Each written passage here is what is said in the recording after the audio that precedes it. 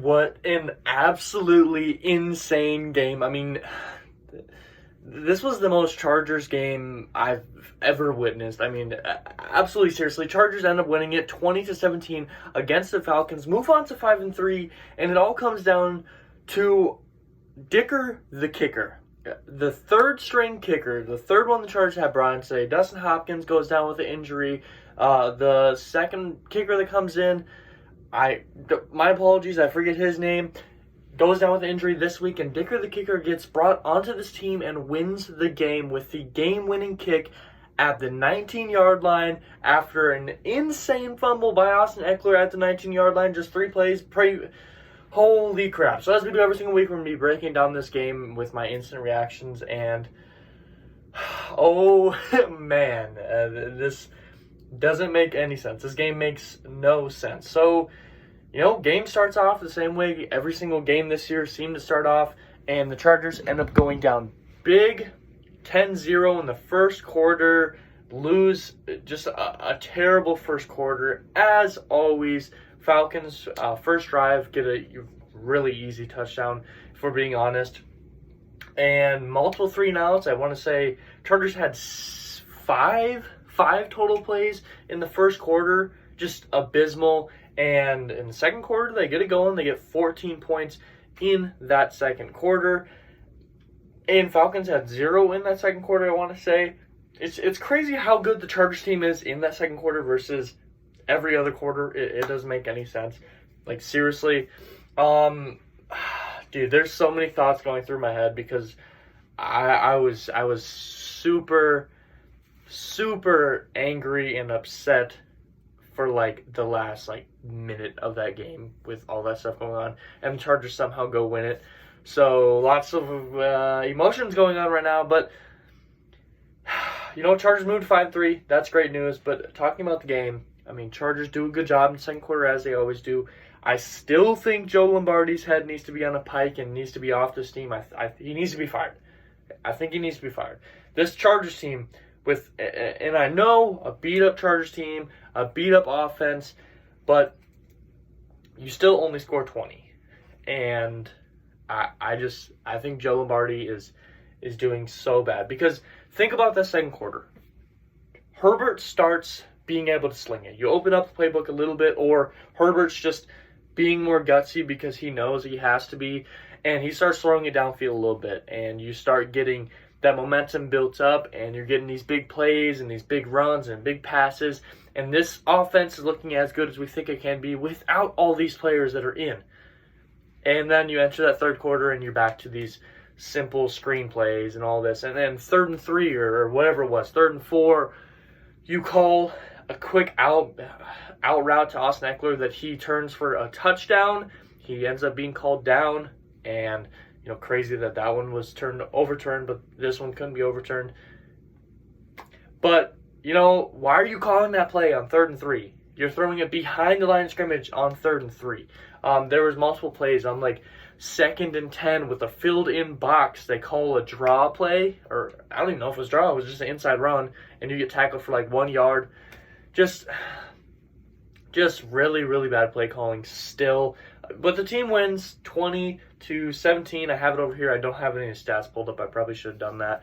But, I mean, it's instant reactions. I shouldn't be breaking down stats. It's just, Josh Palmer looked really good outside of that one interception, if you want to call it that. It could almost be ruled a fumble at this point because it was completely his fault. It was right in his hands, and he just completely misses it off of his helmet, goes up in the air, interception. Khalil Mack, great defensive play to rip that ball loose, but then, right after that was that Palmer interception. And, just there's so many emotions and so many questions, and I'm upset, but I'm happy at the same time because this Chargers team could be so much better.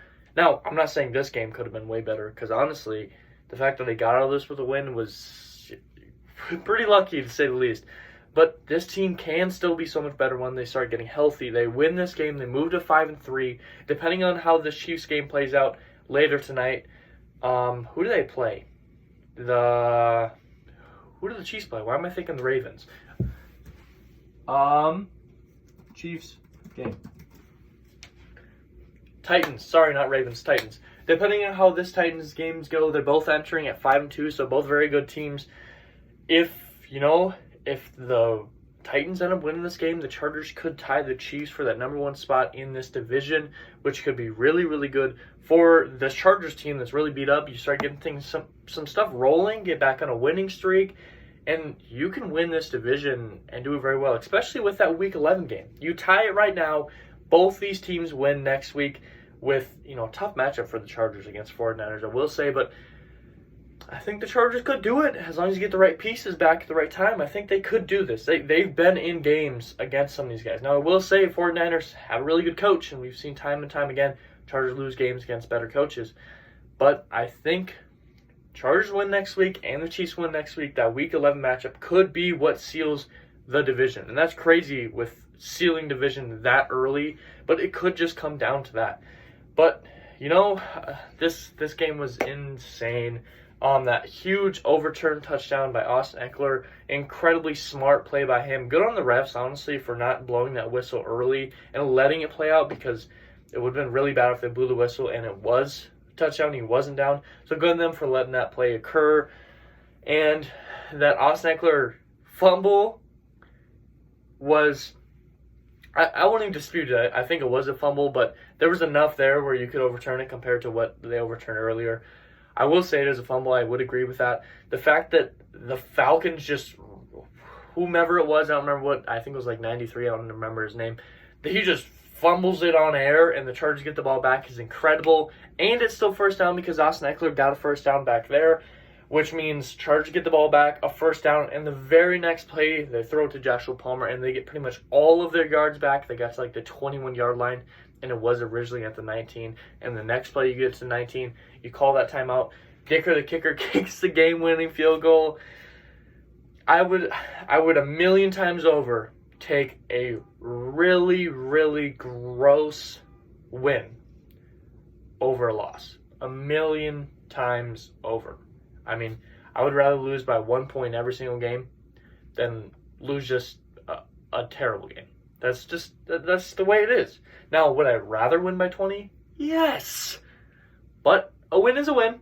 And come playoffs, no one's going to remember these gross games that the Chargers won. They're just going to look at that record and be like, oh, this team is pretty good or it's pretty bad, depending on how the rest of the year goes on.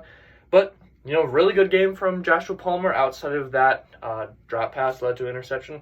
Great game from Austin Eckler. Pretty good game from Gerald Everett. I don't know how great his stats were, but overall he looked very good when he had the ball in his hands.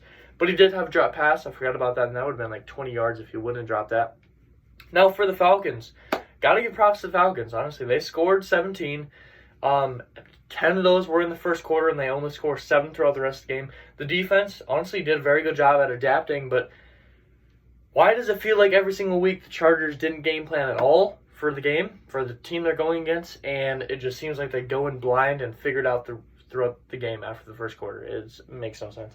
Falcons looked really good at the start of the game. Defensively, they did pretty well, if we're being honest. I mean, yes, the Chargers team was beat up, but they still hold the Chargers below league average.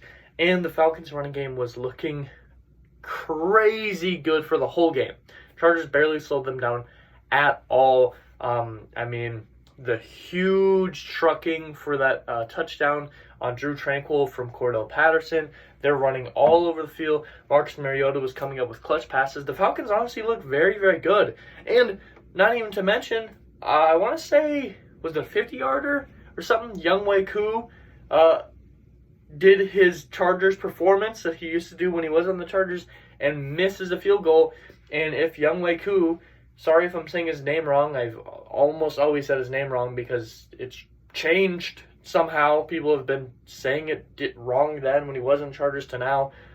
But, yeah, if he makes that 50-yarder, I want to say, this is a tie game. Chargers were fighting for a tie in that circumstance, and now you're in overtime. But he misses that, and, Dicker the kicker makes the game-winning field goal for the Chargers. And it's crazy how many years were we seeing this Chargers team lose games because of kickers.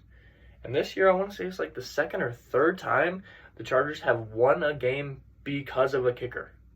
I mean, you like to see that. And I know a lot of people are calling for Staley to get fired. I'm calling for Joe Lombardi to get fired. But let's mention something. I've seen a lot of things on Twitter about, Staley's worse than Lynn and stuff like that. Let's remember something. Staley hasn't lost a 1-point possession game this whole year. Like, when there's an opportunity for them to win the game, they win. I think every single time.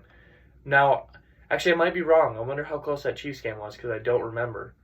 But pretty much every time you're in a close game, the Chargers are going to win it. Where Lynn, you were losing those pretty much every single time. Staley goes out and makes the big moves in the offseason. You never saw that with Lynn. So I think Staley's a lot better than coaches we've had recently. I will say he's not perfect, but I do believe in him, and I think most of the players do, and I think he can really do something with his team. But Joe Lombardi, not so much. I think Joe Lombardi needs to get moved on. And he does make good plays, like play calling. At times, I will say that. But the fact is, it's probably about a 50-50 split, whether it's a good play call or a bad play call. It shouldn't be that. It should be like a 80-20. It shouldn't even be 80-20. It should be like 90 to 10% on good play calls versus bad play calls, and the defense just does good enough to make it a bad play call. I'm working on a video right now for what's going wrong with this offense and why isn't it working. The amount of times that we're seeing the same play called within like 2 or 3 plays on the same offensive drive. The amount of times that you're seeing routes end in the exact same location or like within 2 yards of each other. The amount of times that you're seeing just a bad play call in general, and you're seeing like the draw play or inside run on 2nd and 10 with a filled in box, or hold on a second. On the touchdown, the second touchdown for the Chargers, that was a little play action outside to Austin Eckler, and he catches it and kind of turns in. They didn't run the ball. It was on the 1-yard line for first and goal and second and goal. It was at the 1-yard line, and they didn't even try to run it a single time. Like, why not try to run it? Xander Horvath, I believe in him. Hand the ball and get it a little bit closer. Austin Eckler, and have Xander Horvath in the eye and push it in with the extra blocker. Justin Herbert, I know he's a little bit beat up, but he's 6'6". He could probably just reach over and get that in there. But no, you call play action on both of those plays. Like, I think you'd at least try to rush it once. But Chargers win, 20-17, 5-3, can make a big difference in this playoff push, and I'm happy that they won. Still a lot of things to work through. Trey Pipkins went down with injury. Hopefully that's not long-term, because that's another huge loss for this team, especially on that O-line. Having Storm Norton in there is a huge issue, especially going up against Nick Bosa next week. That could be really bad. But win is a win. I'm happy about it. Prepare for the next week, and hopefully don't allow 10 points in the first quarter, because this happened 4 times in a row.